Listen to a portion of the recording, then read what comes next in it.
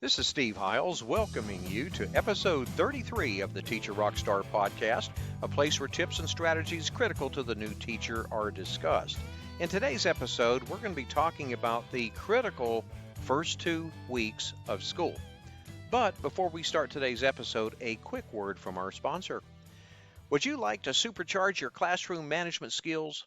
Well, if you're a brand new teacher, a student teacher, a teacher returning back to the classroom, or even a seasoned teacher for that matter, the Teacher Rockstar Academy course is for you. Gain the confidence and the skills you'll need to crush it on day one and beyond. The course includes email support, one-to-one coaching, private members Facebook group, super bonuses, and much, much more. Enroll now at teacherrockstaracademy.com. That's teacherrockstaracademy.com. I guarantee you this will be a transformational experience. All right, let's dive right in. Schools are now opening around the world with alternative days in many areas, and hopefully soon things will return back to normal. Children will be returning back to school after summer vacation, and teachers will have to establish rules and procedures to ensure a well-disciplined class. Now, their perceptions about school and about themselves as learners will be in flux.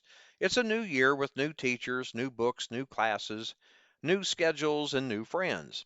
All of these things come with the hope that this year could be different and better than all previous years. That flexibility in their perceptions continues only until teachers administer the first quizzes and assessments, when teachers assign grades to those first quizzes. The first 2 weeks of the school year is basically the honeymoon period. Okay, students are eager and wanting to please. They're bright and happy and on their best behavior for the most part. They take seriously your teaching of rules and consequences, and it shows. Now, which is wonderful, of course, and proof that you've done well laying out your expectations. But there is a danger lurking. You see, it's easy to get so caught up in how well things are going that you make decisions that may cause trouble down the line. For example, one of your best students asks a question without raising their hand, and you answer back. After giving your signal to line up, 3 students approach to ask if you want to join them for lunch, and you enthusiastically accept. During group work, one student leaves their group to ask another group member an on-topic question, and you let it go. In and of themselves, these behaviors appear harmless, right? But if they cross the line, if they break your rules as you define them for your students, then you just took your first step down a very slippery slope, okay? You've sent a message to the entire class that you don't really mean what you say, and you have now put yourself in a position to judge subjectively when and whether a student deserves a consequence, and that, my friend, is not cool. Meaning your classroom management plan will be based not on objective truth, but on who is breaking the rule, how you feel in the moment, or how disruptive the behavior is. You've also made being consistent nearly impossible and opened up yourself to the very common tendency to be more permissive as the year goes on, the result of which is certain resentment, disrespect, and more misbehavior. You see, minor, seemingly harmless misbehavior in the beginning always leads to major disruptions once the honeymoon period is over. When there is no definitive boundary that both you and your students know and understand without question, then they'll push and push until you either lose control or reestablish where the line is. The critical first 2 weeks of school are about proving that you are a person of your word, that you really do mean what you say. So many students have had teachers in the past who post rules and consequences, but only kind of sort of follow them. And they assume you'll be like all the rest. So much so that you'll be tested in small and subtle ways right off the bat. And they'll all be watching how you respond, thus making your consistency those first 2 weeks of school everything. So how do you do it? How do you make sure you begin on the right foot? By following through 100% of the time.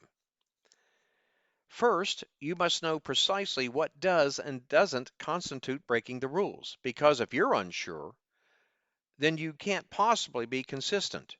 Secondly, just knowing how critical it is, knowing that your very peace of mind and effectiveness is tied to your commitment to your classroom management plan, makes it far easier to stick to your word.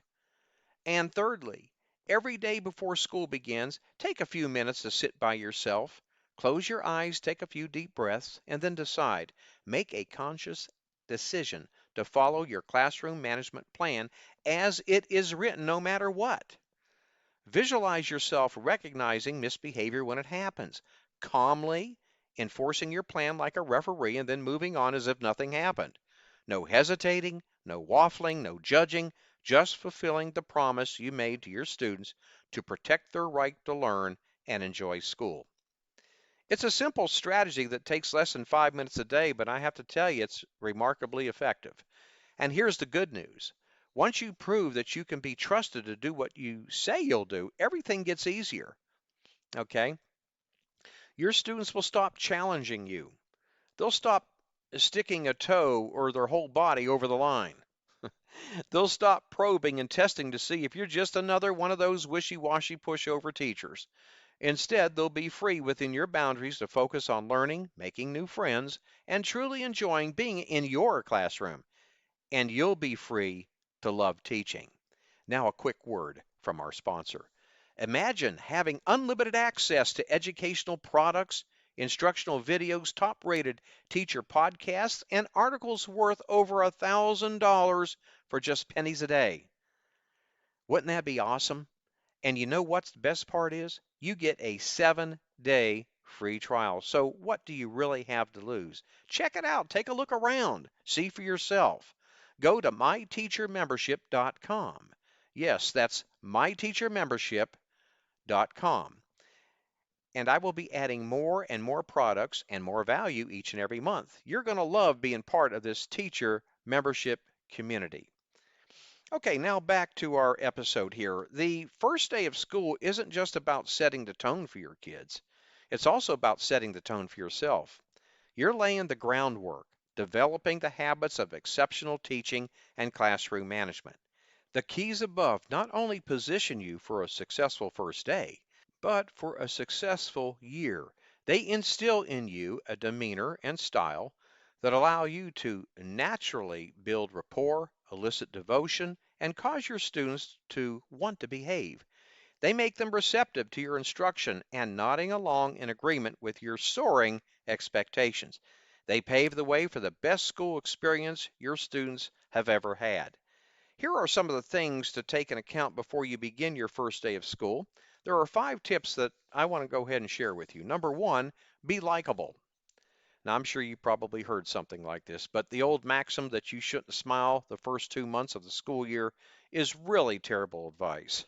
In fact, you should lavish your smile upon your students. It's easy to get so caught up in your objectives that you forget the human connection. A genuine smile creates instant likability, builds effortless rapport, and activates the power of reciprocation. Point 2, be calm. Your calm demeanor alone, without having to say a word, has a powerful effect on students, much more than most teachers realize. It settles first day jitters. It allays fears and uncertainties. It sweeps away misbehavior, causing excitability, and allows your students to focus on you and your message. It also helps establish the peaceful but focused learning environment you want by providing an example for your students to follow. Fill your classroom with positive, all is well vibrations, and they'll respond in kind. Tip 3, be clear. When it comes to effective classroom management, clarity trumps all. Present every lesson, activity, and transition with utter simplicity. Pause often while speaking. Make eye contact to assess understanding, and model explicitly through each moment of your instruction. It's critical in the beginning for your kids to develop the habit of successfully listening and understanding everything you teach. In this way, as you move on to more complex, multi-step material, they'll be right with you. And this leads us to tip number 4. Be confident. If you're unsure about what to do next, if you hem and haw, repeat yourself, change your mind, think out loud, speak too much or too fast, or appear confused, you'll lose your students. A compelling teacher perpetually provides value. They're worth following and listening to. Now, to engender confidence and begin grooving the habit of keen attentiveness, you must make your words count. When giving instruction, tell your students only what they need to know. Be direct and concise. Speak with conviction and don't waste their time. They'll remember everything you say, okay?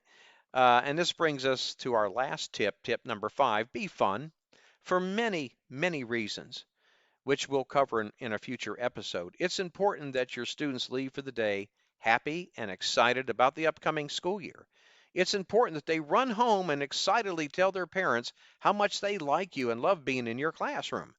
Although playing the first day getting to know you game is a great idea, it's your personality that will resonate the most. It's your openness to laughter, your generous spirit, and your love and enthusiasm for teaching that will shine the brightest and mean the most. Well, my friend, this brings us to the end of this episode. Thanks for listening to the Teacher Rockstar podcast. I'm your host, Steve Hiles. We hope you've enjoyed listening to these tips and strategies on the critical first 2 weeks of school. When you get a moment, visit my blog and subscribe to my newsletter for the latest educational research, freebies, and other unadvertised bonuses at stevesclassroomresources.blogspot.com. That's stevesclassroomresources.blogspot.com. And don't forget to subscribe to us at the Teacher Rockstar podcast. And if you'd like to support us, please feel free to share our podcast with others. Post about it on social media. Leave us a rating or a review. That would be much appreciated. Thanks again, and we'll see you same time, same place next week. And remember, my friend, you got this.